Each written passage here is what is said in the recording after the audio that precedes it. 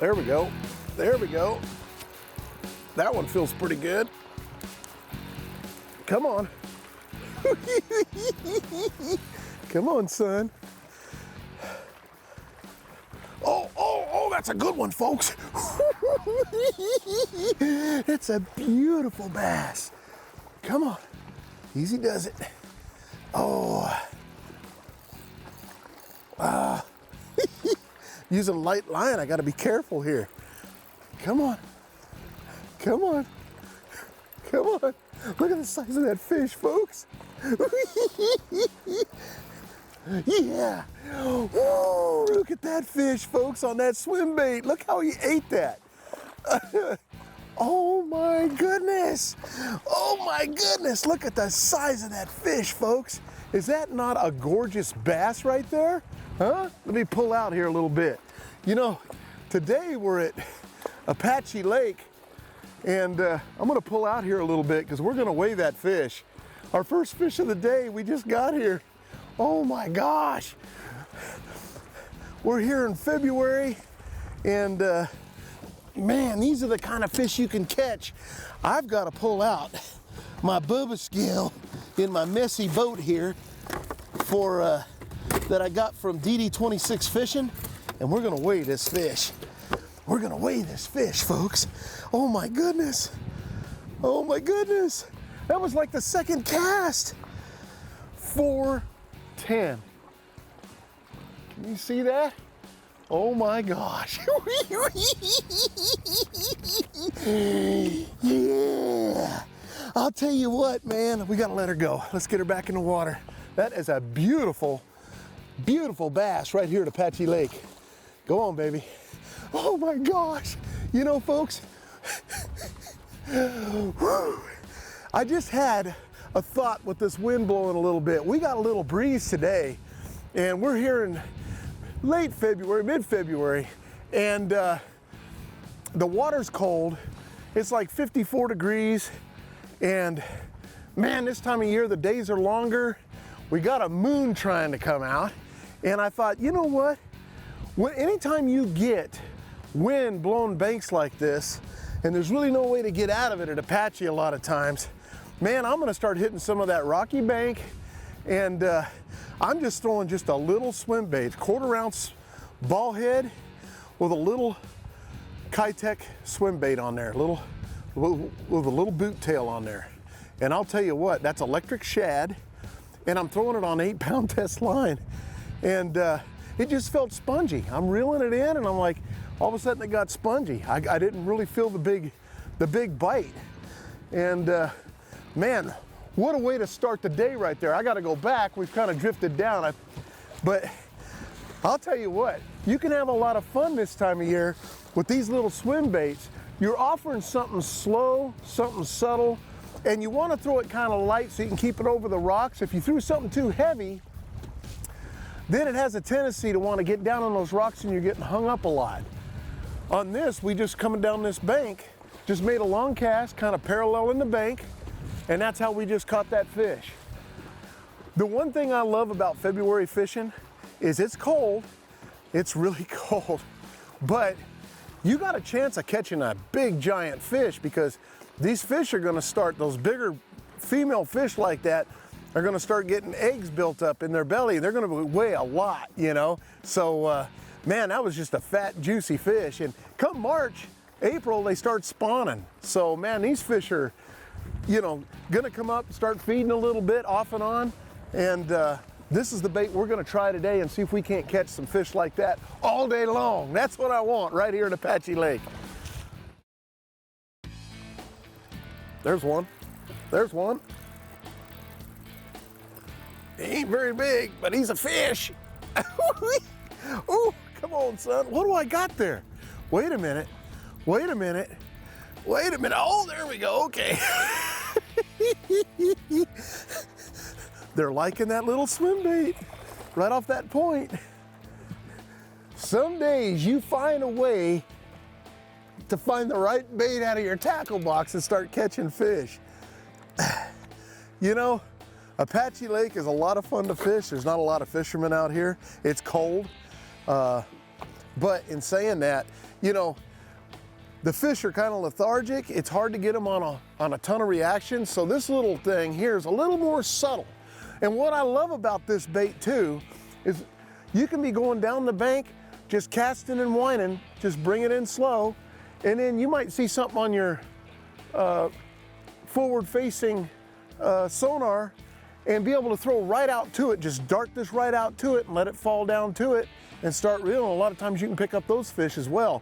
So it really is a fun bait to throw, and it'll fall down there and get those fish out in front of the boat as well when you're scoping fish. But this little dude here, just casting and whining, and I like to hit the points, but I also like to parallel with this little bait along some of these walls here. So that's what we're gonna do, but it's working so far. Wasn't a giant fish, but they're biting it. Boy, you really don't feel the bite on this today. It's like spongy. They're not ripping it real hard. They're barely getting it in their mouth, it seems like. That's two that I caught where they just didn't inhale it all the way down their throat, but they're biting it. So we'll just keep throwing it. The main thing when you're doing this kind of fishing and you do catch a fish on it is the one mistake that I see a lot of fishermen make is they start reeling too fast because you get excited. And I'm one that's really bad about that. So I know, but you gotta make sure you try to keep up the same pace with your reel speed once you find the speed that these fish want. And that's why I like the quarter ounce, because like I said, at paces that I'm reeling it right now at that slow roll, if I was throwing, say, a 3/8 ounce ball head, it'd get in the rocks real easy. And I'm just keeping it right up above those rocks. There's one. There's one. Come on. Man, he's giving it to me here. Oh my goodness, another good one. That's what I'm talking about right there. Look at that, folks. That's a big fish. Oh my goodness. Oh my goodness. Man, they like that bait. Gotta let him take it, man. He's got some shoulders, man. Come on off here. Ah. Oh, come on. I hope I got him hooked good. I can't tell. Little dingier water back here. Oh! Oh my goodness. Come on, son. That is a slab. Look at that fish. Look at that fish. Come on, come on, come on, come on, come on. Yeah. Yeah, look at that. On that Swimbait. Are you kidding me? Look at the size of that beast. That is a nice Apache Lake bass. Hey, I got the old Trustum scale out here. Let's clear it out. Let's weigh this fish. That is just a gorgeous fish right there. We gotta weigh it. Folks, today is an incredible day. Are you kidding me right now? Do you see that? Does that say 4 pounds? My goodness, my goodness. Hold on just a second. That can't go without.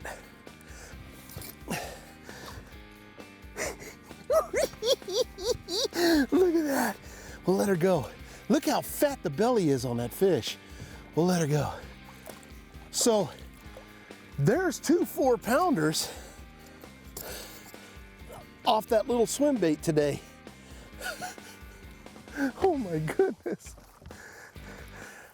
Tell me you can't catch big fish on a little tiny swim bait. Oh my goodness. That wore me out.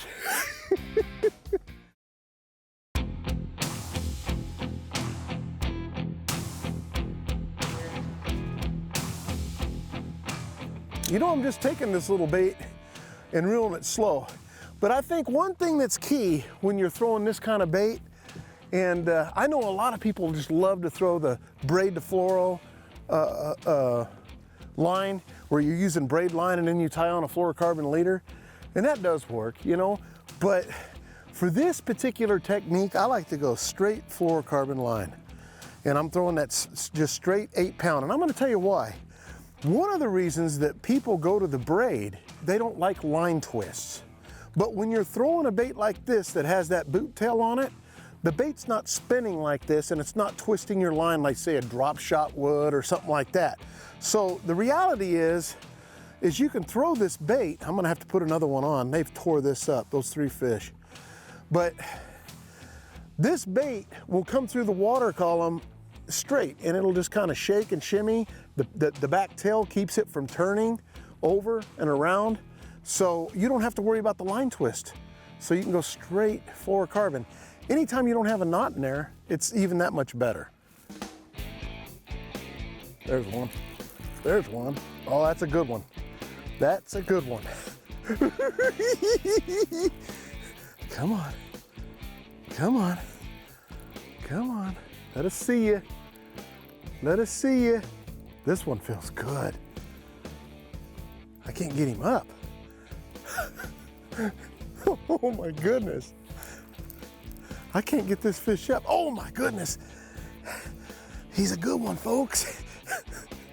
He's a good one. Another giant bass. Look at him. Oh, man. Come on, come on. You're done, ain't you?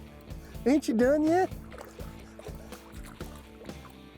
Oh, where do I have you hooked? In the bottom of the jaw, look at that. Beautiful bass. That's another 2.5, 2 3/4 pound bass right there. My goodness.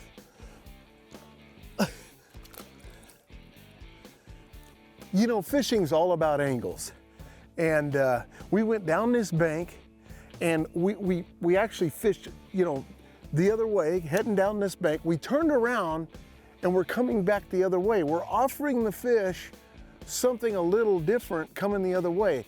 Sometimes you can go by a fish and they're not interested, but you offered a different angle and they bite. So when you do catch fish down a bank, it's very important to remember that there's probably more fish there. There's a reason they're holding there. So when you get down to your destination of where the bank might change and you were catching them down a certain bank, turn around and go back up and do the same thing you're doing, just go the other way. And a lot of times that'll help you catch a few more bass.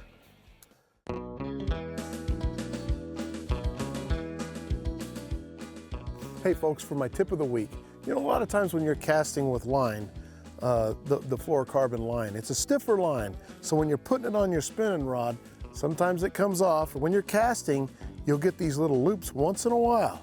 If you're not paying attention, if you go to cast that loop out, you'll get a big rat's nest. So one of the things I like to do when I have this issue is just to go ahead and pull it out sideways. I'll loosen my drag and pull it out sideways. And what happens that way is it doesn't come off the spool. And if it doesn't come off the front of the spool, it'll actually come out. It's probably a cast deep in there, but I wasn't gonna make another cast until we actually got the loop out. But this will save you a lot of that rat nest problem. So I put my boat out here in a little bit deeper water so my bait can fall, and I'm just letting it go down. And all I'm doing is pulling that loop until it comes out. You do not want to cast this. You'll have a rat's nest that'll just be an absolute nightmare. I almost got her here. Let's see. I can feel it coming down. There. Okay, so we got the loop out. The loop is out. We can go back, set our drag back up. Okay. Set our drag back up and then start reeling the line back in. And that'll save you a lot of grief when you're actually doing this kind of fishing. The other thing that'll save you a lot of grief when you're putting this kind of line on a spinning outfit is to be sure before you go out fishing, you stretch the line. Tie it to a bumper and just stretch your line. Make the line relax a little bit. That'll save you a lot of grief. If I was to cast that out there, I would have got a big rat's nest and we would have had a nightmare of a time. So that's a good tip of the week right there. I love forward-facing sonar. You can see my bait going down right here, and that's the habitat. I don't want the bait getting in the habitat and getting stuck, so I'll reel it right over to the top of it. And you can see the bait right here coming right over the top of the habitat. Look at that. See how I'm just kind of bringing it over? So that tells me that I can stay over top of it. Maybe a fish might swim out of it because this is an exposed hook. I can drop it right there after I get over the habitat and bring it back up. But it's that kind of stuff right there where forward-facing sonar is so cool, because in the old days, you'd throw this out there, let it fall to the bottom and pop it to start turning it and get that slow roll, but then you'd be in the habitat and you'd be hung up. And now that we can see in front of us with this forward-facing sonar, you can actually watch your bait fall, not only to fish, but the structures out there underneath the water that you don't know that's there. And it really helps a lot. You can bring it right over the top. I've been very successful on the habitats, for example, at Lake Havasu, bringing baits over to the top of those without getting hung, thanks to the forward-facing sonar. So it's got its ups and downs for fishermen, but that particular deal I really like having, so I can see my bait actually come up over it and not get hung up all the time. I got whatever was down there. It's a bass. It's a school of bass. Little ones. I just happened to drop down on those spaghetti noodles with my bait and pull it off the bottom. Come on. Now he's not the giants, but it's still a bass. Those were bass up underneath there, and they're still hitting it. That was just a little school of little ones, but they're down there.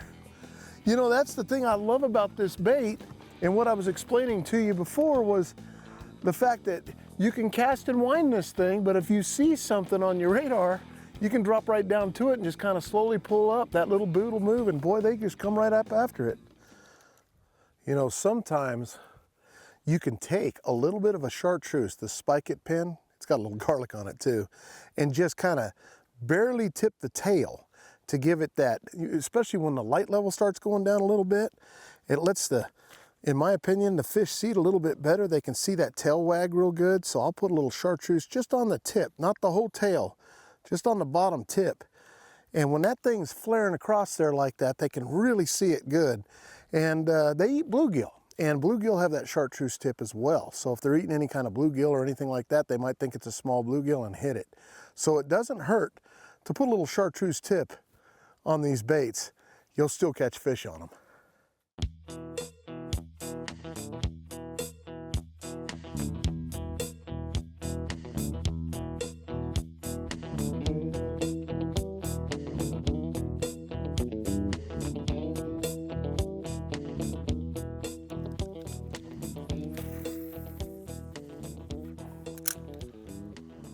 Well, what a day we have had today. I'll tell you, to catch 2 4-pounders in a single day is awesome. It's so much fun to do that, especially during the winter.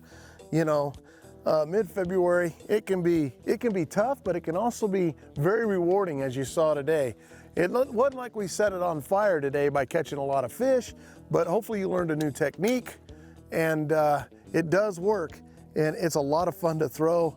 And it's subtle, you know, when they're not really wanting to eat too much. No bite I had today, no bite, did I ever once really feel like they clobbered it. A lot of them felt just, you're reeling it in and it just gets spongy. And so they really weren't attacking it like you would normally feel a regular bite, but that's okay. We still caught them and had a lot of fun. Hey, thanks for joining us on the show. We'll see you next week. I'm Johnny Johnson. Now, see, that's what I'm talking about, folks.